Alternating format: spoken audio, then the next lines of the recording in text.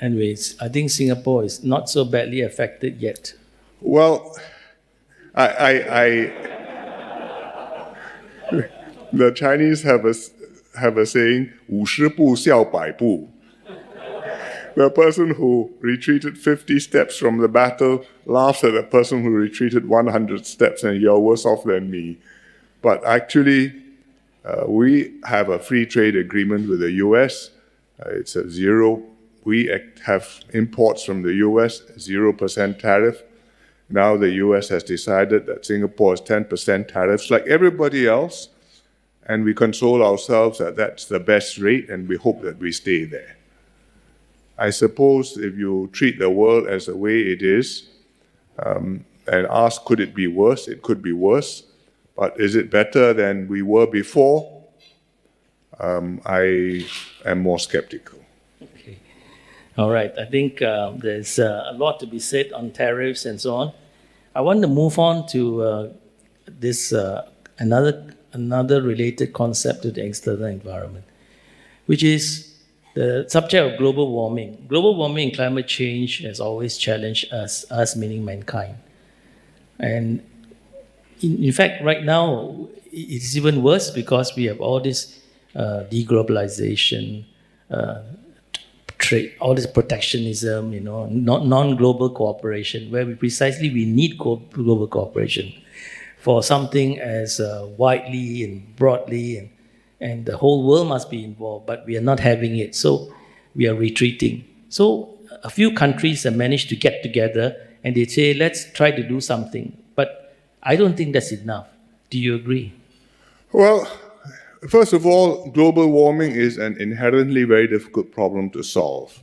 If you just look at it from an economic perspective, you would call it a global commons problem, meaning it's a resource which we all share, which we all benefit from, but which we are not personally paying for.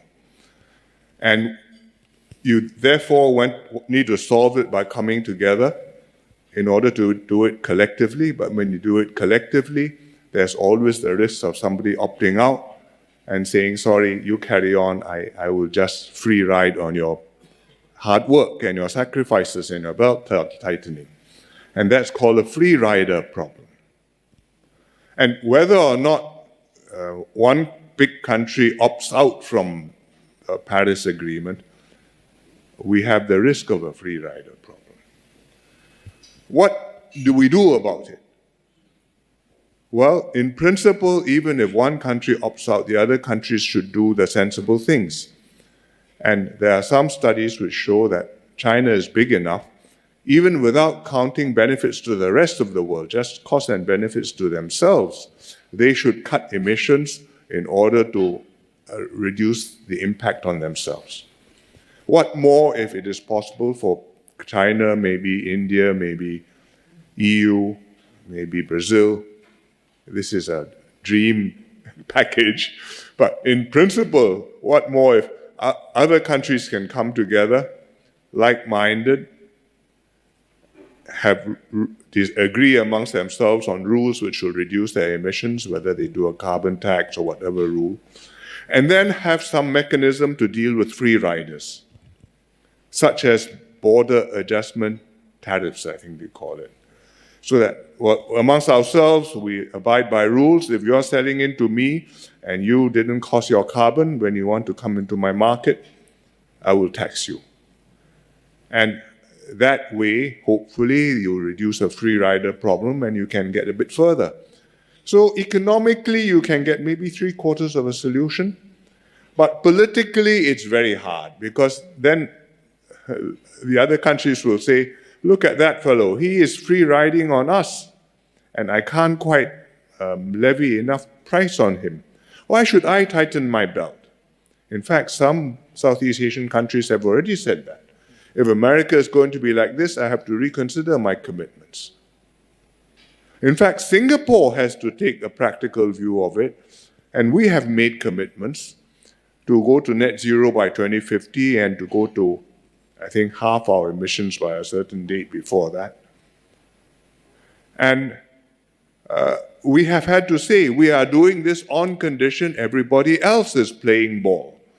But if other people are not playing ball, then it does not make sense for us to stop breathing in order not to generate CO2. Because even if we did that in Singapore, it won't save the world. That's right. Actually, SM, you're very right. And not many people appreciate this, that Singapore actually is quite exemplary and in our contribution to the global cause. We are contributing only 0.11% of the carbon emissions. So even if we stop everything, it makes not much impact, But yet we are doing it. And we have put in the right measures, I think, with adaptation and so on.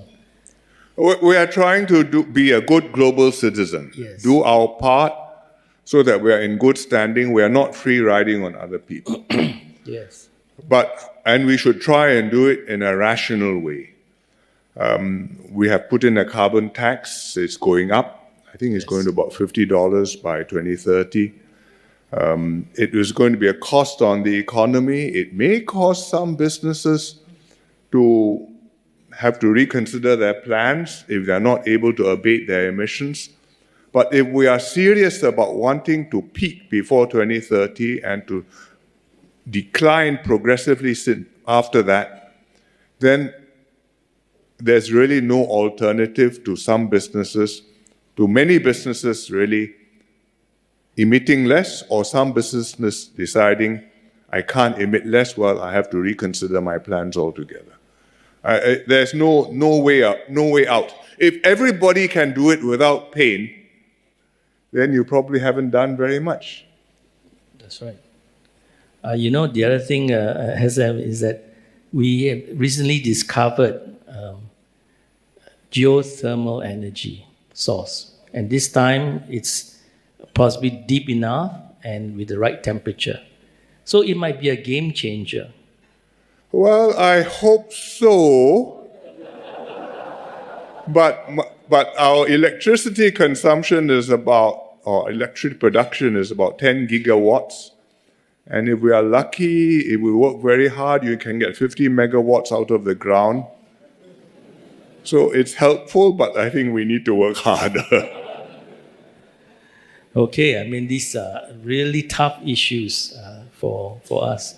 But let's move on to, I think, a topic which probably everyone is eagerly waiting for SM at least to discuss some of these local issues, domestic issues. So we have a room full of economists. Well, most are economists, studied economics, career in economics, applying economics. So, SM, do you think understanding economics by government officers, officials, and also by people in general is very important for the country? Yes, of course. So we got SM to say confirmation. Economics is very important. Yes, of course. Not just because I'm here, but that is the reason I'm here. It is not the only perspective on the world, but if you don't understand that, you're going to have a lot of misunderstandings which are going to cause you a lot of problems. Mm-hmm. In the government, many of the ministries must understand the economic forces at work and consequences of what they are doing. It is not just MTI and MOF, but MSE, looking after climate and water supplies. MOM, looking after manpower. MND, looking after land planning, housing. Ministry of Health. All of the ministries actually ought to have inside them somewhere in their thinking inner core an element of economic input so that they can understand the economic forces at work, what are the incentives they have to deal with, what are the externalities of their policies, how they can use market forces and harness these incentives rather than disregarding the market forces and say you just stop doing that and think that that solves the problem. So amongst the government, you need that. Amongst the population, you also need that, because then when the government imposes a policy or implements a policy, people can understand what it is about, and you may not like it, but at least you have some feel for the explanation and you accept that, okay, that cannot be helped.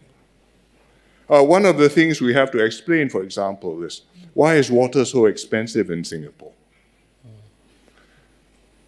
And the economist answer is because we are pricing water to its marginal production price, not the average price. You take water from the reservoir built 100 years ago is cheap, but you take one extra liter, the reservoir has run out of capacity. I must produce one extra liter. I must build a new reservoir. I may need to make new water. I may need to make desalination. It costs me $2 per cubic meter. I have to price that. The marginal, incremental unit price. And everybody should pay that, even for your first cubic meter. So the economists understand that. The public, not so much. And so we have these debates, not just with the public, but even in Parliament. And we have to explain this. And we also have to do things which help people to accept the policy, beyond just swallowing the explanation. For example, we have USAFE. We did this. I did USAFE when in 1997 or thereabouts, we made a radical price revision to water. It was 50 cents per cubic meter, and over a period of 2 or 3 years, I pushed it to $1.50.